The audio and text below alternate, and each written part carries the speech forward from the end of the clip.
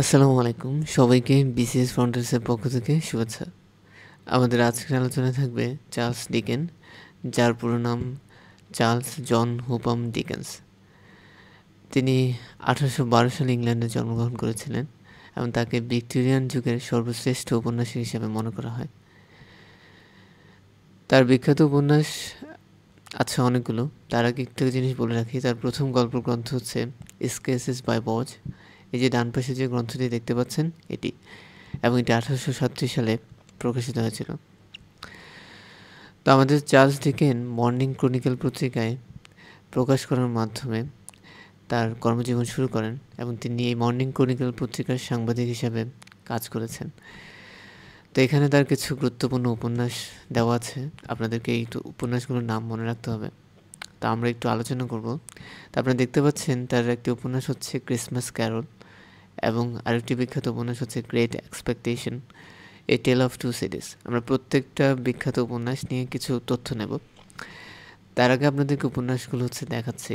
এখানে Oliver twist, এটি হচ্ছে চার্লস ডিকেনের একটি উপন্যাস।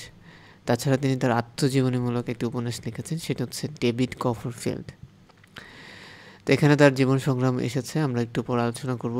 এরপর তার আরও কিছু উপন্যাস আছে, যেমন hard Times, the Pickwick papers, এগুলো তার উল্লেখযোগ্য উপন্যাস। আপনারা হচ্ছে রেড যে স্পটগুলো আছে এগুলো মনে রাখবেন।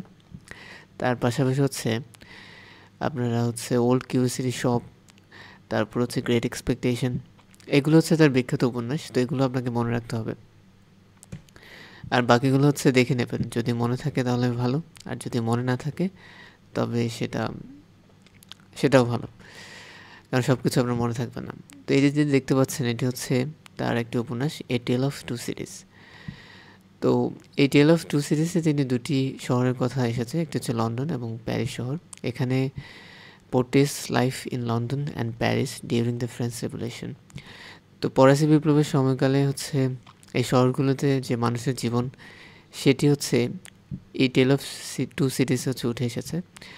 এবং দুটো কেন্দ্রীয় চরিত্র ছিল, একটা হচ্ছে Charles Darnay, an innocent French aristocrat. Aristocrat মানে হচ্ছে আপনার যারা সম্ভ্রান্ত, অ্যান্ড সিডনি কার্টন হচ্ছে একজন লয়ার, যারা হচ্ছে দুজনের মধ্যে একটা ভালোবাসার সম্পর্ক হচ্ছে তৈরি হয় যখন হচ্ছে ডার্নে ইজ কন্ডেমড টু ডাই। যখন ডার্নেকে হচ্ছে আপনার মৃত্যুদণ্ড দেওয়া হয়, কার্টন হচ্ছে sacrifice his own life to save him. Cartoon হচ্ছে নিজের জীবন দেয় তাকে হচ্ছে রক্ষা করতে, achieving spiritual redemption through his final act of heroism. এই যে ভালোবাসার জন্য যে নিজেরকে উৎসর্গ করা, এটার জন্য তিনি কিন্তু অমর হয়ে আছেন, এটি তিনি বলছেন। তো এই হচ্ছে টেল অফ টু সিটিজের গল্প। এবং এখানে একটা বিখ্যাত কোড আছে, সেটা হচ্ছে it is far far better thing that I do then I have ever done. তো Sydney Carter's final word before his sacrifice. তো এই ছিল সংক্ষিপ্ত তথ্য। কন্ডেমেন্ট শব্দের অর্থ হচ্ছে সেন্টেন্স টু ডেথ। রিসেন্টলি হচ্ছে আমাদের প্রধানমন্ত্রী শেখ হাসিনাকে মৃত্যুদণ্ড দেওয়া হয়েছে, এটি হচ্ছে 17ই অক্টোবর। আপনারা এই তথ্যটি মনে রাখবেন, কারণ যখন বিএনপি যদি সামনে যেই সরকারি ক্ষমতা আসবে, প্রশ্নগুলো অনেক বেশি পরিমাণে জনপ্রিয় হবে।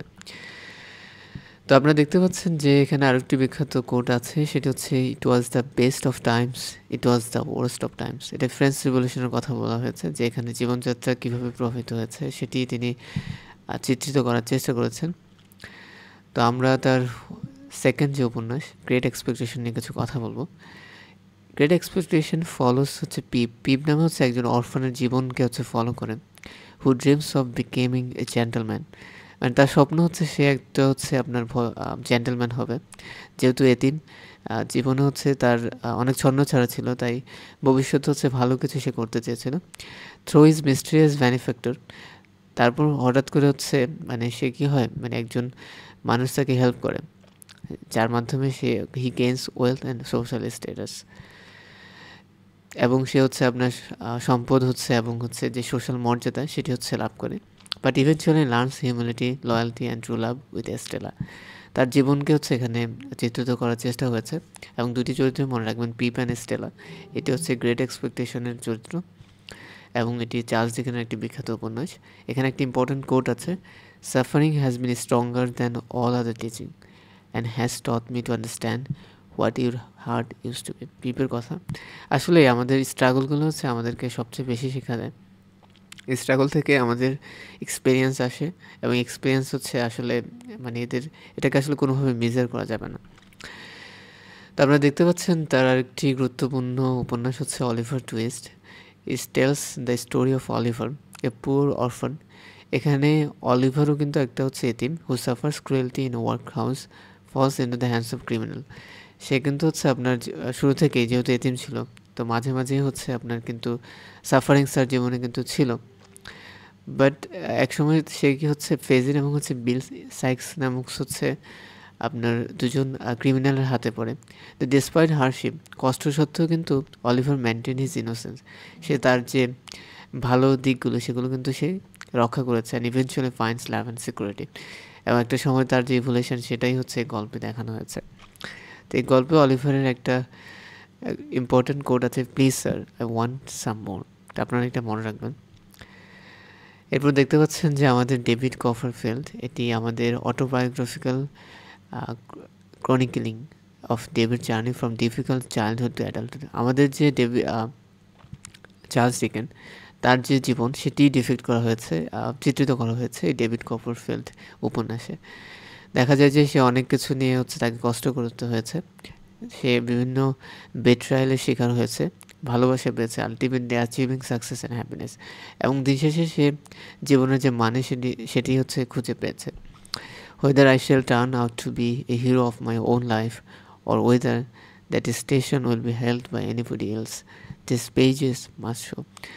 তো তিনি জীবনে যাই হোক না কেন, তার জীবনের যে সংগ্রাম সেগুলো হচ্ছে সবসময় থাকবে, এটাই মূলত তিনি বলতে চেয়েছেন, এবং এটা একটা গুরুত্বপূর্ণ কোর্স। এখন কোর্ট থেকে প্রশ্ন আসে থাকে বিধায় হচ্ছে আমি এগুলো রাখার চেষ্টা করেছি। তারপর সর্বশেষ এই উপন্যাসটি নিয়ে কথা বলতে চাই, এটি হচ্ছে ক্রিসমাস ক্যারল। এবং এখানে একজন ওল্ড ম্যানকে কথা বলা হচ্ছে, যার নাম হচ্ছে ইবনেজার স্ক্রুগ। ঠিক আছে, ইবনেজার স্ক্রুগ, যে হচ্ছে three spirit on Christmas eve. তিনটা হচ্ছে স্পিরিট আসে তার কাছে, এবং through the supernatural visit he learns generosity, kindness and the joy of giving. তো এই হচ্ছে বিষয় যে ক্রিসমাসের সময় হয়তো সম্ভবত তার কাছে হচ্ছে তিনটে স্পিরিট আসে, যারা তাকে হচ্ছে যে জেনোসিটি, কাইন্ডনেস এবং হচ্ছে জয় অফ গিভিং বিষয়টা হচ্ছে শিক্ষা দেয়। তো এখানে একটা টিনি টিম বলেছে যে গড ব্লেস আস এভরিওয়ান।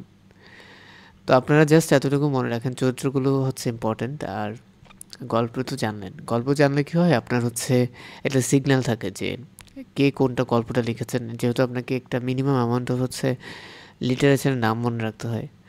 তো এভাবে পড়লে আসলে মনে থাকে। তো এই ছিল আমাদের আজকের সংক্ষিপ্ত আলোচনা।